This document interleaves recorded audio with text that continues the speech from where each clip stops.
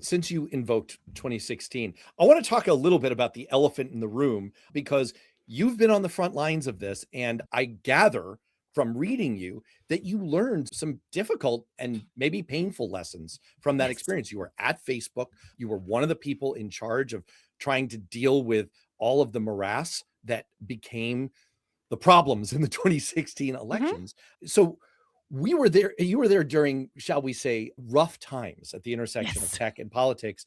And back then, the tech we were worried about was algorithmic, not Yeah. AI.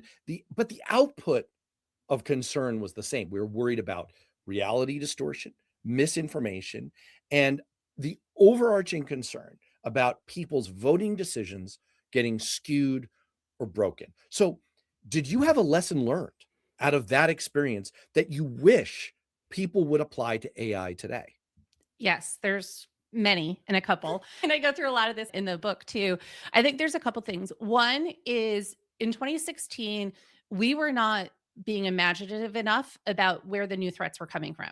We were playing, there's always this thing of fighting the last war, right? Yeah. And we were not thinking about the unique, we were thinking about cybersecurity in the traditional cybersecurity sense, or we were thinking about propaganda or foreign propaganda in that way in the traditional sense. We were not thinking about how that mirrored and or melded into people creating fake profiles pretending to be American, how that built into the algorithm. Remember, the first story out of 2016 was not Russia, it was Macedonian teens creating Yes. content to make money. So let's now port that to today, 10 years later. Now it's going to be Macedonian teens pretending to be influencers using AI to create that content. And now they might be monetizing off of these platforms, off of Instagram, off of TikTok, whatever it might be.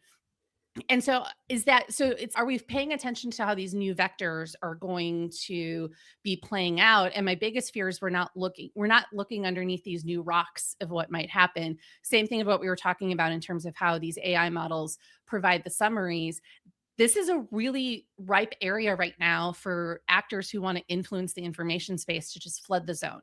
Flood the zone while everyone's trying to figure out what this should look like. And we need to be aware of that.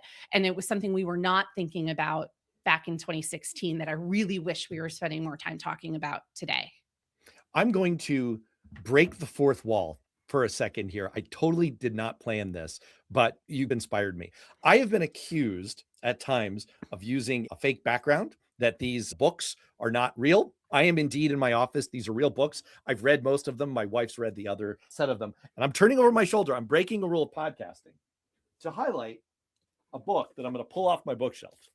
This is Will He Go by Amherst College professor Lawrence Douglas from 2020, in which he did essentially a solo tabletop exercise where he imagined what would happen if Donald Trump tried to claim vote rigging or otherwise undertook some form of skullduggery to mess with the 2020 election. And the point is, I think we've seen the value of these kinds of tabletop planning exercises in trying to inject that element of imagination or to make up for the failure of imagination you were just talking about. And by the way, I know that I'm a Democrat. I think Democrats are particularly sensitive to Meta, Facebook, Zuckerberg. These are all trigger words for us. We carry a lot of PTSD. It resonates for me when you talk about fallible, highly intelligent human beings like you trying to figure this out in real time and us having the benefit of 2020 hindsight now. So, my point being that there's a lot of value in these kinds of exercises to try to make up for failures of information.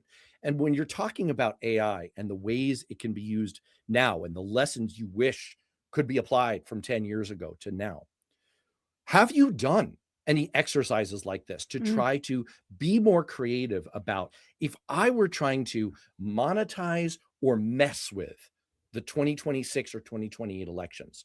What would I do? How would I leverage AI to do it? What sneaky new innovations have we not thought of yet? Have you done that exercise? And if so, do you have any worries about publicizing your results because you might give people bad ideas? That was always one of the challenges when we were at the company too, was how much could you talk about this because you didn't want to give people ideas or tell them how to get close to the line without going over the line. That was a real philosophical challenge. I call these impossible trade-offs. You'll notice I have a couple of catchphrases for these different things, but it was one of the hardest things for me when I would work with outside groups. I was like, okay, here are the two really hard things I'm weighing, and I have to pick one. Which one do you want me to pick? They're like, oh, no, that's too politically sensitive, or I'm going to get in trouble. I'm like, you're telling me you don't trust my decision on it, but you won't tell me what you would do. What do you want me to?